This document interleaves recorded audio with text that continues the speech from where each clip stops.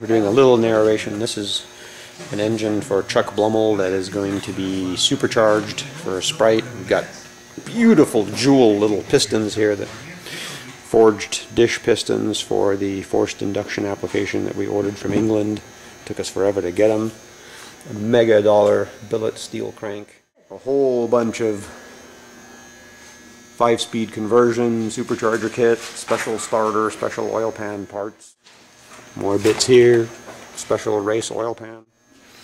But what we want to have a look at right now is this very custom Mini Cooper S 4 Synchro Magic Wand gearbox. And I'm going to have my assistant here photograph while I explain a few things about it. So what we're doing here is we're mixing up Sir Alec's early Mini designs with what became available later as a much nicer arrangement, especially for us in the United States that never really learned how to drive a non-synchro first gear gearbox. So I found ways of putting all different types of late model gears in the early boxes so that an original Mini can be kept that way. This particular one has the Magic Wand shifter arrangement, which these we can't even get anymore, even Mini Maniac. So when I have to build one of these, I have the customer send me his differential cover unit, which then lets me adapt that to the 4 Synchro gearbox.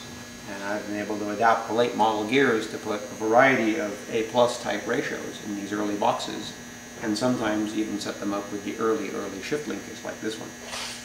So there's only 2 of these that I know to exist that I've built. One for a local gentleman, Eric, whom I actually bought my Mini from. He has one in a Mini pickup that is set up with the wide ratio late A+ Metro gear set and a 2.9 final drive, which gives him a nice low freeway RPM and yet still a nice first gear ratio with the big engine. Look at the camera. Thank you very much.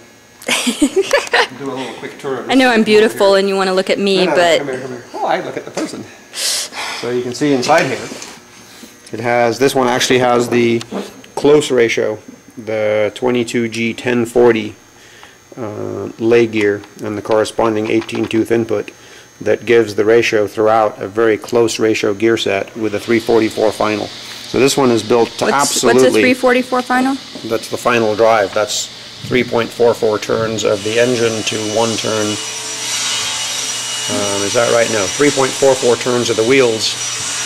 Nope, let's go the other way again. 344 final drive is after the power goes through the gearbox. The engine is turning at top gear 3.44 times for every rotation of the outputs at final, which gives you a nice... This one's going to be kind of a low gear on the freeway, but nice close ratio race type gear sets, one after the other. The gears fall into place, no big drops.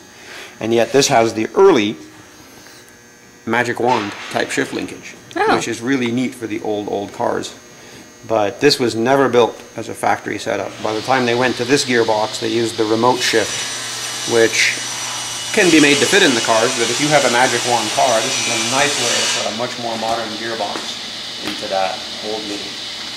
And as you see, I like to build these and make them look really slick. I happen to know this car is red, so all the detail pieces on this transmission, when attached to the engine and installed in the car, are just really a little work of art. You can see whatever, I have little housings. It's just the kind of detail I like to put into things. So this actually looks a lot nicer than the original setup. The factory was pretty sloppy about the detail they put into these. So there we have it. One of 2 known to exist that I've built. I thought you said there were 3. One's on the drawing board still, but the local one that Eric has and this one here, they're going into a 1960 Mini with a big engine. And it still has the original Magic Wand. This was a Ronald McDonald show car, the Ronald McDonald.